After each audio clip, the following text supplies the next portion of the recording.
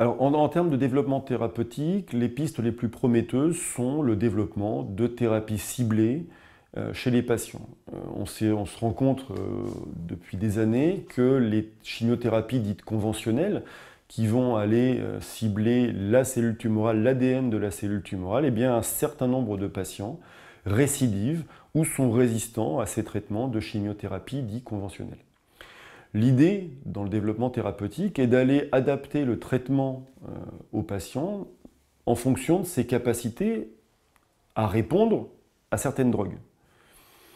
Ça a été bien montré pour un certain nombre de cellules tumorales où les patients ou patientes expriment des marqueurs spécifiques à la surface de la cellule tumorale.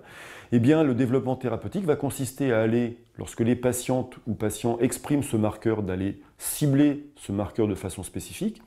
Et ça n'est pas utile d'aller leur administrer une drogue dont on sait pertinemment avant toute chose, avant tout traitement, que ce traitement ne sera pas efficace.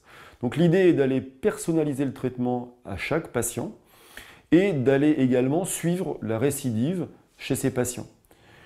Le meilleur moyen de suivre la récidive chez ces patients, c'est d'aller pouvoir détecter dans la circulation sanguine, en cas de métastase, on parle de récidive et de risque métastatique, d'aller détecter dans la circulation sanguine des cellules qu'on appelle tumorales circulantes. C'est-à-dire que lorsqu'une cellule cancéreuse, lorsqu'une tumeur cancéreuse métastase, il y aura des cellules circulantes présentes dans le sang.